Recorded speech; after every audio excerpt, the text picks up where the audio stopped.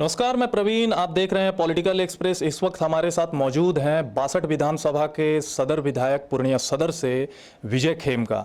आइए हम उनसे जानते हैं इस कोरोना काल में और पूर्णिया के इस क्षेत्र के आगे की क्या कार्य योजना है, इसके बारे में हम जानेंगे पूर्णिया सदर के विधायक विजय खेमका से। सर, आपके पूर्णिया जिला क्षेत्र में जिस तरीके से सर औद्योगिक क्षेत्र भी है, उस औद्योगिक क्षेत्र में सर हम ये देख रहे हैं कि कृषि से जुड़े हुए उद्योग, गारमेंट से जुड़े हुए उद्योग, चमड़े से जुड़े हुए उद्योग। अब सर लॉकडाउन के दौरान जिस तरीके से प्रवासी मजदूर वापस आए हैं सर, उसके बाद फिर स्किल मैपिंग हुई है।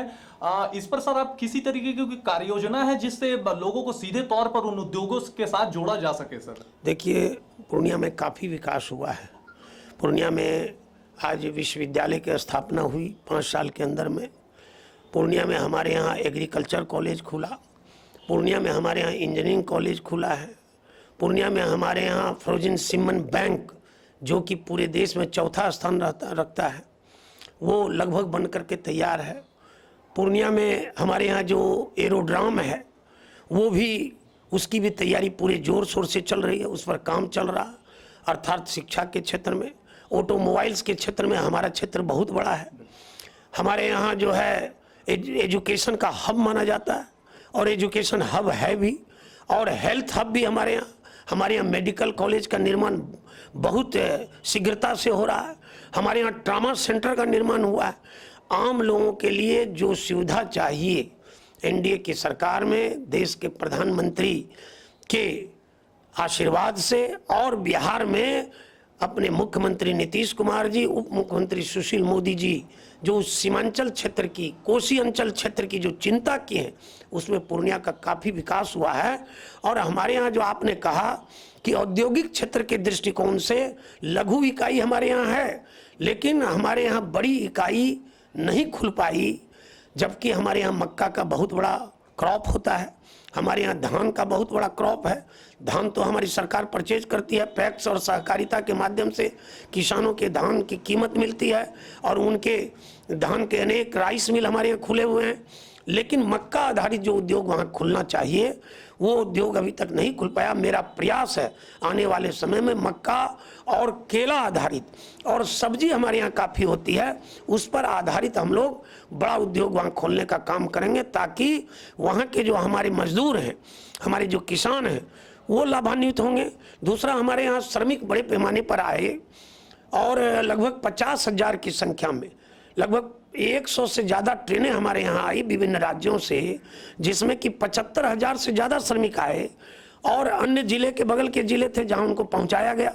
परंतु 50,000 जो श्रमिक थे हमारे जिला के थे, जिसमें कि हमारा जो विधानसभा है उसमें भी लगभग 3500 श्रमिक हमारे आए, और उसमें स्किल मैपिंग भी उनकी हुई, एक सूची भी बनी है। सरकार और प्रशासन जो हमारे यहाँ छोटे छोटे उद्योग हैं, उनमें उनको लगाने का काम भी कर रही है। मेरा भी प्रयास हुआ है कि वहाँ जो लगभग 263 छोटे उद्योग हैं जो पंजीकृत हैं, उनसे यूनियन से बात करके, उद्योग विभाग से बात करके, उन लोगों को हम लोग जो है, जो स्किल्ड हैं, उनको हम लोग उसके अनुसार काम में लगा रहे हैं।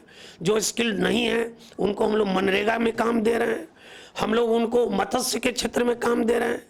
तो इन क्षेत्रों में उनको हम लोग कहीं ना कहीं जोड़ रहे हैं, ताकि जो सरकारी सुविधाएं हैं, जो एनडीए की सरकार में उनको सुविधा दी गई है, उन सुविधाओं के साथ साथ वो यह न समझे कि हम प्रवासी हैं, हम बिहार के वासी हैं, हम पूर्णिया के वासी हैं। इस नाते वो बेरोजगार नहीं हैं, उनका रोजगार की व्यवस्था हम वहीं पर कर रहे हैं। सर, एक छोटे शब्दों में सर, जिस तरीके से सर बिहार में लगभग 75% आबादी कहीं ना कहीं सर बाढ़ के पानी से ग्रसित हो जाती है, और नदियों का एक राज्य भी बोला जाता है सर, तो मत्स्य पालन को लेकर के किसी तरीके से कोई कार्य योजना है सर? क्योंकि इसके लिए काफी बड़ी संभावनाएं बनती हैं बिहार क्षेत्र में। देखिए, भौगोलिक स्थिति जिस तरह की हम लोगों की जो कोसी अंचल क्षेत्र की है, सीमावर्ती क्षेत्र सीमांचल की है, मिथिलांचल की है, उस दृष्टिकोण से बराबर वहाँ बाढ़ आती है, और पानी का क्षेत्र वो बन गया है। और इस बार तो प्री मानसून आया, बारिश अधिकता है बारिश की, तो परेशानी लोगों को है। लेकिन इन सारे चीज़ों का जो प्राकृतिक वातावरण है, इसको देखते हुए हमारे यहाँ मत्स्य का बहुत बड़ा क्षेत्र बनता है, उसका स्कोप बनता है। उस नाते हमारे यहाँ तालाबों का भी क्षेत्र है। जल जीवन हरियाली के तहत ऐसे जो हमारे तालाब हैं, छोटे बड़े सब जो तालाब हैं, उनको हम लोग सौंदर्यकरण कर रहे हैं। उसमें जो ऐसे बड़े बड़े लंबे तालाब हैं और ऐसे नदी के जो कछार हैं, उसमें मखाना की खेती और मत्स्य पालन ज़्यादा से ज़्यादा हो, जिससे कि हमारे किसान, हमारे मछुआरा भाई, हमारे महलदार भाई जो हैं, जो हमारे जो मछली पालन का काम करते हैं, मत्स्य पालन से जिनकी जीविका चलती है, ऐसे सारे लोगों को रोजगार मिल सके, इस लेकर के मत्स्य के क्षेत्र में सरकार भी ध्यान दे रही है और हम लोग प्रशासनिक अधिकारी उस विभाग से, मत्स्य विभाग से मिल करके उनको जो है उस दिशा में कैसे उसका ज़्यादा से ज़्यादा विकास वो भी कर रहे हैं।